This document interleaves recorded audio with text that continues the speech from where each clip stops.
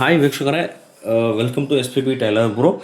ಇವತ್ತಿನ ವಿಡಿಯೋದಲ್ಲಿ ನಿಮಗೆ ದಸರಾ ಹಬ್ಬಕ್ಕೆ ಯಾರೆಲ್ಲ ಜಾಕ್ ಮಿಷನ್ನ ಪರ್ಚೇಸ್ ಮಾಡಲಿಕ್ಕೆ ಪ್ಲ್ಯಾನ್ ಮಾಡ್ಕೊಂಡಿದ್ದೀರೋ ಪ್ರತಿಯೊಬ್ಬರಿಗೂ ಕಂಗ್ರ್ಯಾಚುಲೇಷನ್ಸ್. ಮತ್ತು ಜಾಕ್ ಮಿಷನ್ನ ಪರ್ಚೇಸ್ ಮಾಡಬೇಕಾದ್ರೆ, ಜಾಕ್ F5 ಮಿಷನ್ನ ಪರ್ಚೇಸ್ ಮಾಡಬೇಕಾದ್ರೆ ಏನೆಲ್ಲ ಎಚ್ಚರಿಕೆಯ ಕ್ರಮಗಳನ್ನು ನೀವು ವಹಿಸ್ಕೋಬೇಕು ಅಂತಕ್ಕಂಥದ್ರ ಬಗ್ಗೆ ಈ ವಿಡಿಯೋದಲ್ಲಿ ನಿಮಗೆ ತಿಳಿಸ್ಕೊಡ್ತೀನಿ. ಜಾಕ್ F5 ಮಿಷನ್ಸ್ ಯಾವ ರೀತಿ ವರ್ಕ್ ಆಗುತ್ತೆ, ನಾವು ಏನೇನು ಚೆಕ್ ಮಾಡಿ ತೆಗೆದುಕೊಳ್ಳಬೇಕು. ಫಸ್ಟ್ ಆಫ್ ಆಲ್ ಈ ಮಿಷಿನಲ್ಲಿ ಬಂದು ನೋಡಿ ವೀಕ್ಷಕರೇ, ಜಾಕ್ F5 ಒಂದು ಅಪ್ಗ್ರೇಡೆಡ್ ವರ್ಷನ್ ಜಾಕ್ F4 ಇಂದ ಆಗಿರುತ್ತೆ. ಸೊ ಹೆಚ್ಚು ಬದಲಾವಣೆ ಏನಿಲ್ಲ, ಬಟ್ ನೇಮಲ್ಲಿ ಬದಲಾವಣೆ ಇದೆ.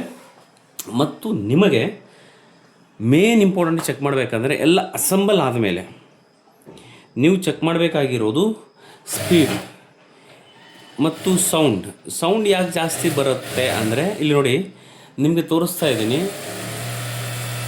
ವೈಬ್ರೆಂಟ್ ಆದರೆ ಮಿಷಿನ್ ವೈಬ್ರೆಂಟ್ ಆಗ್ತಾ ಇದೆ. ಇದು ಕತ್ತರಿ ಯಾವ ರೀತಿ ಮೂವ್ ಆಗುತ್ತೆ ಚೆಕ್ ಮಾಡ್ಕೊಳ್ಳಿ.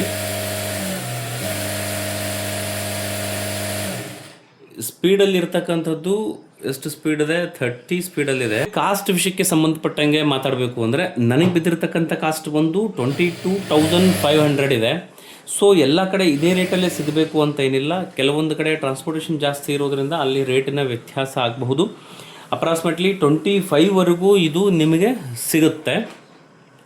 ಬಟ್ 26, 27ಗೆಲ್ಲ ನಿಮಗೆ ಆಟೋಮೆಟಿಕ್ ಥ್ರೆಡ್ ಕಟರ್ ಮಿಷಿನ್ ಕೂಡ ಅವೈಲೇಬಲ್ ಆಗಿ ಸಿಗುತ್ತೆ.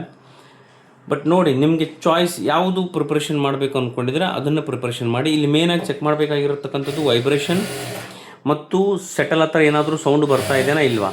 ಕೆಲವೊಂದು ಟೈಮ್ ಏನಾಗುತ್ತೆ ಅಂದರೆ ಈ ವೈಬ್ರೇಷನ್ ಕಡಿಮೆ ಇರುತ್ತೆ, ಬಟ್ ಆಫ್ಟರ್ ಸ್ಟಿಚಿಂಗ್ ಮಾಡಬೇಕಾದ್ರೆ ಸೆಟಲ್ ಹತ್ರ ಸೌಂಡ್ ಅಂತಕ್ಕಂಥದ್ದು ಬರುತ್ತೆ. ಅವರು ಸ್ಟಿಚಿಂಗನ್ನು ಮಾಡಿ ತೋರಿಸ್ತಾರೆ ನಿಮಗೆ,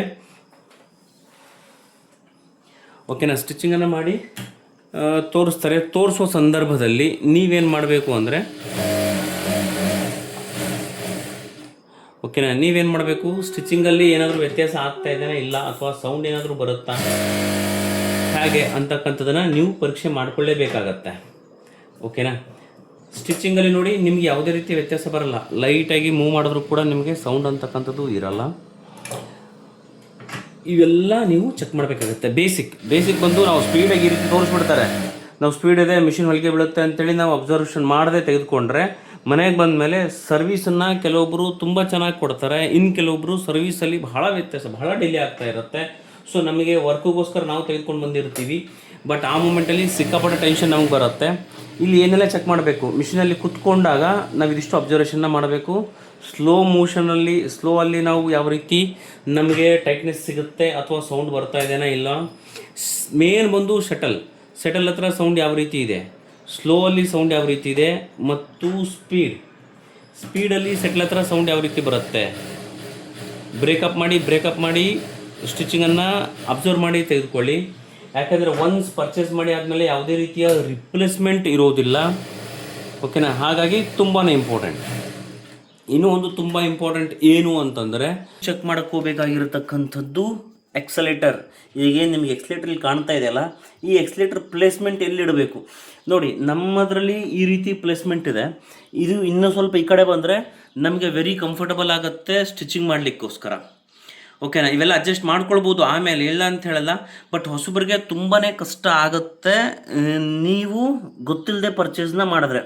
ಈ ಎಕ್ಸಲೇಟರ್ ಕೂಡ ಅಷ್ಟೇ, ಇನ್ನೂ ಸ್ವಲ್ಪ ಈ ಕಡೆ ಇರಬೇಕು. ನಮ್ಗೆ ಈ ಕಡೆ ಇಟ್ಟಿದ್ರು, ನನಗೂ ಹೊಸದಿರುತ್ತೋ ಗೊತ್ತಾಗಲಿಲ್ಲ. ಬಟ್ ನಾನೀಗ ಸೆಟ್ ಮಾಡ್ಕೊಂಡಿದ್ದೀನಿ ಮಿಷಿನನ್ನು. ಯಾವ ರೀತಿ ಸೆಟ್ ಮಾಡ್ಕೊಂಡಿದ್ದೀನಿ ಅಂದರೆ, ಇಲ್ಲಿ ಆಲ್ಟ್ರೇಷನ್ನ ಮಾಡ್ಕೊಂಡಿದ್ದೀನಿ, ಎಕ್ಸ್ಟೆನ್ಷನ್ ಮಾಡ್ಕೊಂಡಿದ್ದೀನಿ. ಪ್ರತಿಯೊಂದಕ್ಕೂ ಎಕ್ಸ್ಟೆನ್ಷನ್ ಮೋಡ್ ಇಲ್ಲಿದೆ.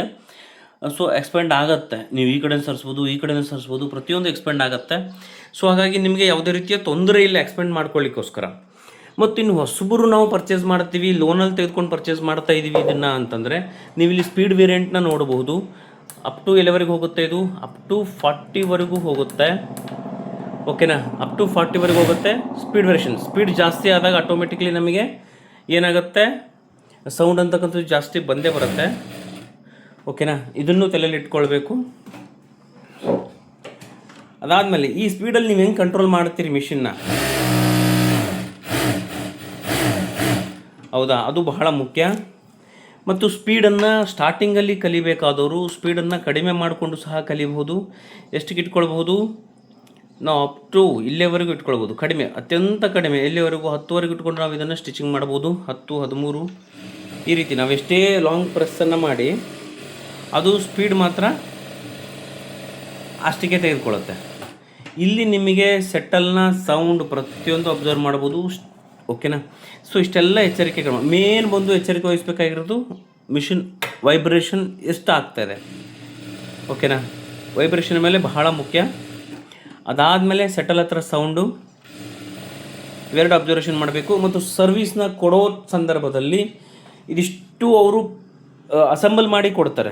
ಸೊ ಅಸೆಂಬಲ್ ಮಾಡಬೇಕಾದ್ರೆ ಇದನ್ನು ಕೂಡ ನಾವು ಹೈಟ್ ರಿಡ್ಯೂಷನ್ ಅಂದ್ರೇನು, ನಾವು ಎಕ್ಸ್ಟೆನ್ಷನ್ ನಾವು ಎಷ್ಟು ಹೈಟಿಗೆ ಬೇಕು, ನಾವು ಸ್ವಲ್ಪ ಹೈಟ್ ಜಾಸ್ತಿ ಇದ್ದೀವಿ ಅಂತಂದರೆ ಇನ್ನೂ ಹೈಟನ್ನು ತೆಗೆದುಕೊಳ್ಬೋದು ಮಿಷಿನನ್ನು.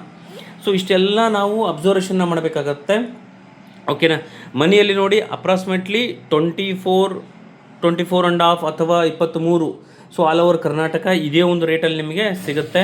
ಇನ್ನು ನಿಯರ್ ಬೈ ಟ್ರಾನ್ಸ್ಪೋರ್ಟೇಷನ್ಗೆ ಯಾರಾದರೂ ಇದ್ದರೆ ಅಲ್ಲಿ ತುಂಬಾ ಕಡಿಮೆಗೆ ಸಿಗುತ್ತೆ, 22ಕ್ಕೂ ಸಿಗಬಹುದು, ಆಶ್ಚರ್ಯಪಡುವ ಅವಶ್ಯಕತೆ ಇಲ್ಲ. ಓಕೆನಾ?